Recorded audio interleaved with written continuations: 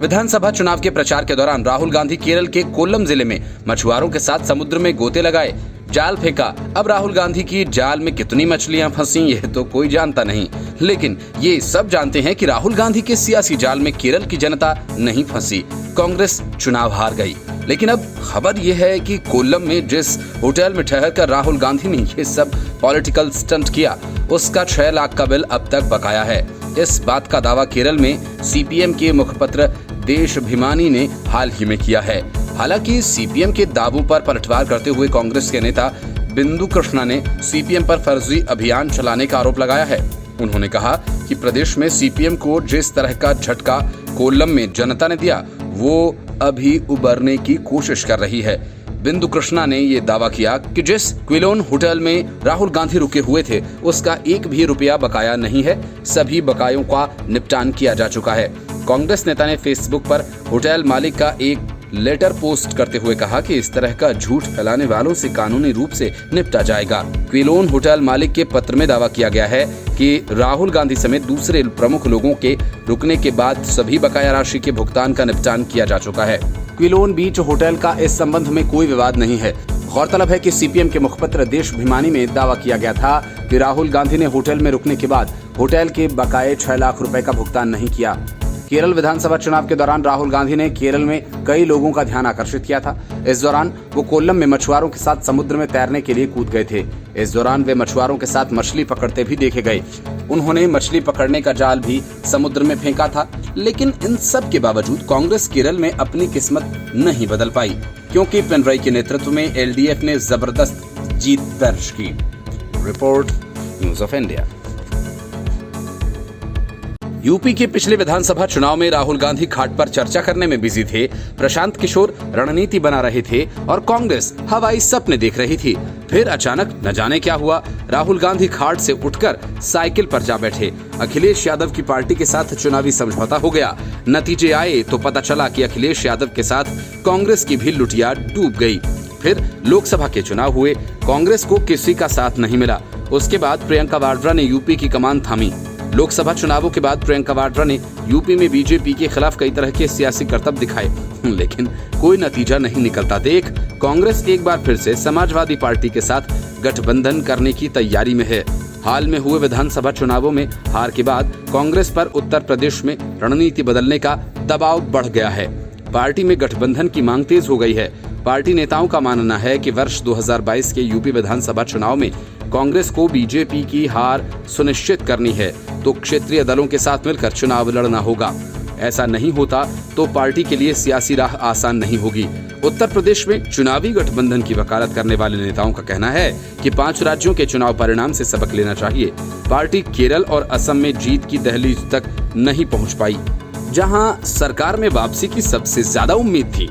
ऐसे में उसे उत्तर प्रदेश में अपने दम पर सत्ता में वापसी का सपना छोड़कर हकीकत का सामना करना चाहिए। पश्चिम बंगाल में कांग्रेस तमाम कोशिशों के बावजूद अपना खाता तक खोलने में नाकाम रही, क्योंकि पार्टी हवा के विपरीत चल रही थी।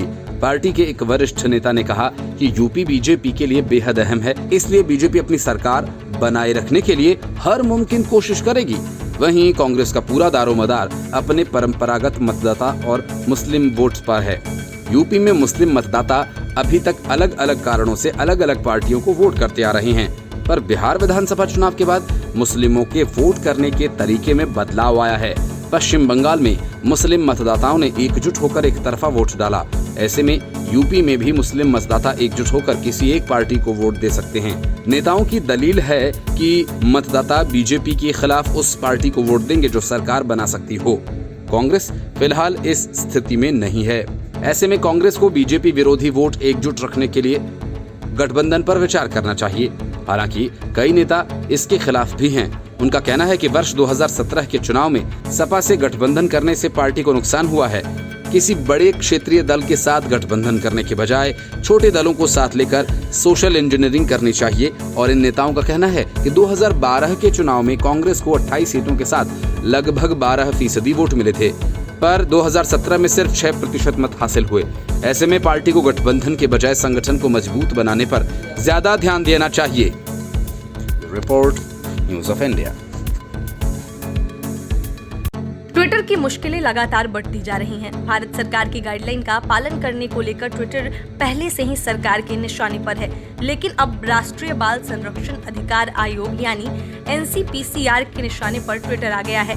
NCPCR के अध्यक्ष प्रियंक कानूनगो ने micro blogging social media platform Twitter के खिलाफ FIR दायर करने को लेकर दिल्ली पुलिस को पत्र लिखा। NCPCR का ट्विटर पर आरोप है कि उसने आयोग को झूठी जानकारी दी। प्रियंक कानूनगो ने बताया कि ट्विटर पर कुछ ऐसे व्हाट्सएप ग्रुप्स के लिंक्स उपलब्ध हैं जहां बच्चों के यौन शोषण की सामग्रियां भरी पड़ी हैं। उन्होंने बताया कि इस आपत्तिजनक वीडियो की खरीद बिक्री भी हो रही है।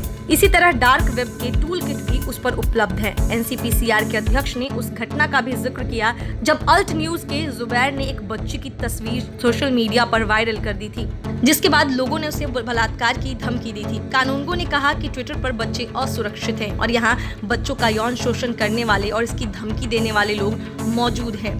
प्रियंक कानूनगो ने कहा कि ट्विटर पर डार्क वेब और डीप वेब जैसी इंटरनेट की घातक दुनिया में जाने की व्यवस्था उपलब्ध है, वो जगह बच्चों के लिए सुरक्षित नहीं हो सकती। आयोग ने इस संबंध में ट्विटर को समन किया था, लेकिन ट्विटर ने आयोग को गलत जानकारी दी।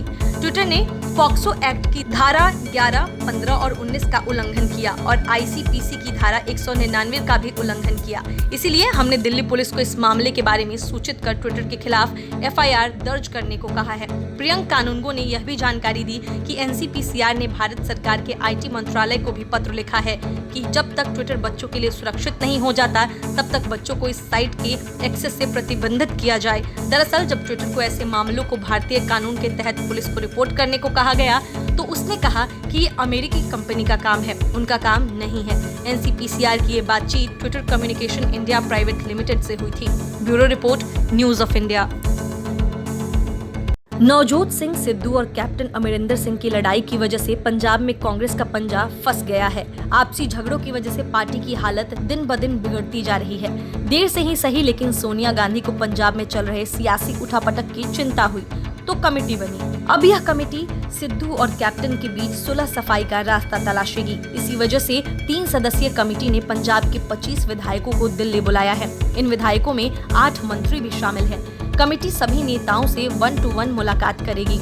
ऑल इंडिया कांग्रेस कमेटी के दफ्तर में होने वाली इस बैठक में हिस्सा लेने के लिए आधा दर्जन से ज्यादा विधायक रविवार शाम को ही दिल्ली पहुंच गए थे, जिसमें नवजोत सिंह सिद्धू भी शामिल हैं। हालांकि सिद्धू को पहले दिन मिलने वाले विधायकों की लिस्ट में शामिल नहीं किया गया है। सिद्धू मंगलवार को कमेटी के सामने पेश होंगे। इस दिन 8 मंत्री और बाकी के विधायक कमेटी के सामने पेश होंगे। मल्लिकार्जुन खड़गे, जयप्रकाश अग्रवाल और हरीश रावत वाली इस कमेटी ने कांग्रेस नेताओं द्वारा ली जाने वाली फीडबैक बैठक को 3 हिस्सों में बांटा है, जिसमें एक हिस्से में मंत्री और विधायक हैं, जबकि दूसरे हिस्से में पार्टी के सांसद, राज्यसभा सदस्य और प्रदेश प्रधान हैं। तीसरे चरण में कमेटी मुख्यमंत्री कैप्टन अमरिंदर सिंह से भी बातचीत कर सकती है। हालांकि यह अभी तय नहीं है कि कमेटी मुख्यमंत्री के साथ कब बैठक करेगी। कमेटी मंत्रियों में ब्रह्म मोहिंद्रा, मनप्रीत बादल, OP सोनी, साधु सिंह धर्मसोत, सुंदर श्याम अरोड़ा, अरुणा चौधरी, सुखजिंदर रंधावा और बलबीर सिंह सिद्धू को दिल्ली बुलाया गया है। पंजाब में कांग्रेस के 80 विधायक हैं। पार्टी ने मंत्रियों और विधायकों को बुलाने में भी संतुलन बनाने की कोशिश की है। कमेटी ने एक जोन के विधायकों को एक बार में नहीं, बल्कि माझा, दोआबा और मालवा के विधायकों को एक साथ बुलाया है, ताकि हर एक जोन का सही फीडबैक कमेटी तक पहुंचे। कांग्रेस में अंतरकलह की धुरी माने जा रहे नवजोत सिंह सिद्धू दिल्ली पहुंच गए हैं, जबकि उन्हें कमेटी के सामने सोमवार को पेश नहीं होना है। माना जा रहा है कि वह बैठक से पहले हरीश रावत से भी मुलाकात कर सकते हैं। Bureau report, news of India. Central vista पुनरुद्धार परियोजना को कोई जनता के पैसों की बर्बादी कहता है, तो कोई कोरोना काल में फिजूल खर्ची। कांग्रेस ने तो सेंट्रल विस्टा का विरोध करने के लिए बाकायदा टूल किट बनवा ली और सेंट्रल विस्टा को मोदी का महल कहकर उसी अंदाज में प्रचारित करने लगी, जैसे उसने कोरोना के नए वेरिएंट को इंडियन वेरिएंट या फिर मोदी वेरिएंट कहना शुरू कर दिया। कांग्रेस की कृपा से सीएम बने उद्धव ठाकरे तक जोर शोर के साथ इसका प्रचार करते रहे। सेंट्रल विस्टा की सियासत आखिरकार कोर्ट तक जा पहुंची। राजनीति से प्रेरित होकर इस परियोजना को रोकने के लिए दिल्ली हाई कोर्ट में बाकायदा PIL दायर की गई, लेकिन हाईकोर्ट को विपक्षी पार्टियों के इस खेल की समझ आ गई हाईकोर्ट ने केंद्र सरकार की महत्वाकांक्षी सेंट्रल विस्टा पुनरुद्धार परियोजना पर रोक लगाने से इनकार करते हुए इसके लिए दायर याचिका को खारिज कर दिया।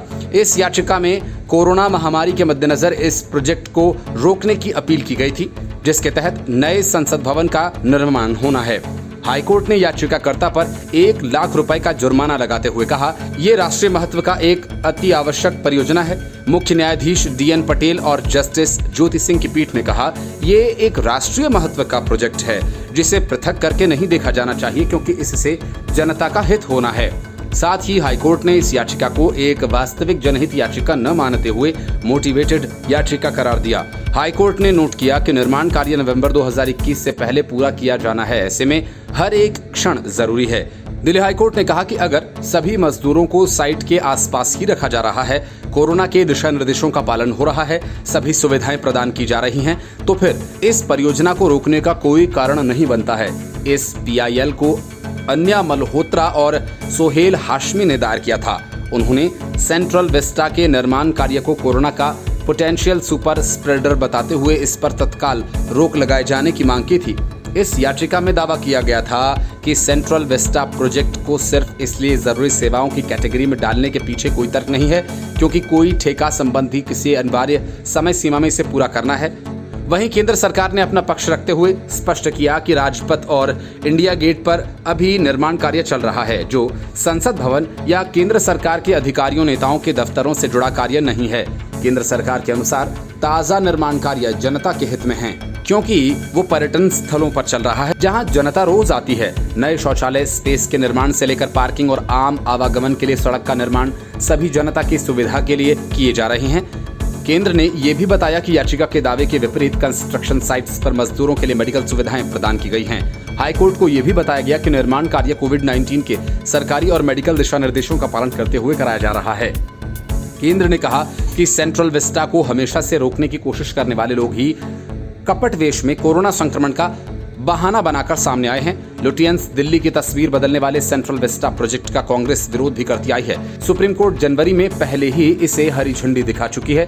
इससे पहले कांग्रेस के पूर्व अध्यक्ष ने सेंट्रल विस्टा को रुपयों की आपराधिक बर्बादी करार दिया था। उन्होंने ऐसा दिखाने का प्रयास किया था जैसे ये प्रोजेक्ट PM मोदी का कोई निजी प्रोजेक्ट हो। वहीं दूसरी तरफ महाराष्ट्र के नरीमन पॉइंट में उद्धव ठाकरे की अगुवाई वाली महाविकास अघाड़ी सरकार 900 करोड़ रुपयों की लागत से विधायकों के लिए हॉस्टल बनवा रही है, जिस पर वो चुप्पी साधे हुए हैं। Report news of India. केंद्र सरकार के आदेश को न मानकर और दिल्ली हाजिर होने की जगह रिटायरमेंट लेने के साथ ही यह साबित हो गया कि बंगाल के मुख्य सचिव अल्पन बंदोपाध्याय ने ममता बनर्जी के इशारे पर ही PM की बैठक को नजरअंदाज किया। PM की बैठक से गायब रहकर अल्पन ने ममता बनर्जी का दिल जीत लिया और ममता ने इसका इनाम भी उन्हें तत्काल दिया और 3 महीने की बची नौकरी छोड़ने के बदले ममता बनर्जी ने उन्हें 3 साल के लिए अपना सलाहकार नियुक्त कर लिया। इसके साथ ही यह साबित हो गया कि बीजेपी अल्पन बंदोपाध्याय पर अब तक जो आरोप लगाती रही है कि वह ममता बनर्जी के इशारों पर काम करते हैं, वह सच साबित हुआ। बंगाल के अपर मुख्य सचिव गृह HK द्विवेदी को बंगाल का नया मुख्य सचिव बनाया गया है। पश्चिम बंगाल काडर के 1987 बैच के IAS अधिकारी बंदोपाध्याय 60 वर्ष की आयु पूरी करने के बाद 31 मई को रिटायर होने वाले थे। हालांकि केंद्र से मंजूरी के बाद उन्हें 3 महीने का सेवा विस्तार दिया गया था। सेवा विस्तार दिए जाने के सिर्फ 4 दिन बाद ही केंद्र सरकार ने उनकी सेवाएं वापस मांगी। ममता सरकार से कहा गया कि वह अपने मुख्य सचिव को तुरंत कार्यमुक्त करे। तृणमूल कांग्रेस सरकार ने इस कदम को जबरन प्रतिनियुक्ति करार दिया। अल्पन बंदोपाध्याय को 31 मई की सुबह 10 बजे से पहले केंद्र सरकार को रिपोर्ट करने के लिए कहा गया था, मगर बंदोपाध्याय की जगह मुख्यमंत्री ममता बनर्जी की चिट्ठी केंद्र को मिली। ममता ने कहा कि ऐसे मुश्किल समय में पश्चिम बंगाल की सरकार अपने मुख्य सचिव को कार्यमुक्त नहीं कर सकती। मुख्यमंत्री ममता बनर्जी का कहना है कि मैं अल्पन बंदोपाध्याय को बंगाल नहीं छोड़ने दूंगी। वह अब मुख्यमंत्री के मुख्य सलाहकार हैं। अब वह दिल्ली नहीं जाएंगे। केंद्र किसी अधिकारी को राज्य सरकार की सहमति के बिना ज्वाइन करने के लिए बाध्य नहीं कर सकता। केंद्रीय गृह मंत्री अमित शाह हिटलर स्टॉलिन जैसे तानाशाहों की तरह व्यवहार कर रहे हैं। इससे पहले ममता ने तूफान से हुए नुकसान को लेकर एक समीक्षा बैठक की। इस दौरान उन्होंने कहा कि मैंने चक्रवात प्रभावित दीघा का दौरा किया है। यहाँ अल्पन बंदोपाध्याय की जिम्मेदारी है। मछुआरों के मुआवजे के बारे में सोचा जाना चाहिए। बैठक में बंदोपाध्याय भी मौजूद रहे। ममता बनर्जी ने पत्र में कहा था, पश्चिम बंगाल सरकार ऐसी मुश्किल घड़ी में अपने मुख्य सचिव को रिहा नहीं कर सकती और ना रिहा कर रही है। बनर्जी ने केंद्र के इस फैसले को वापस लेने, पुनर्विचार करने और आदेश को रद्द करने का अनुरोध किया। इससे पहले ममता ने कहा था कि अल्पन बंदोपाध्याय की क्या गलती है। मुख्य सचिव होने के नाते वह मेरी सहायता करना उनका कर्तव्य है। उन्हें मेरे खिलाफ बहुत सारी शिकायतें हो सकती हैं और वे अलग अलग तरीकों से मेरा अपमान कर रहे हैं। मैंने इसे स्वीकार कर लिया है, लेकिन उन्हें क्यों पीड़ित किया जा रहा है? वह ईमानदार हैं और 24 घंटे काम कर रहे हैं। Bureau report, news of India.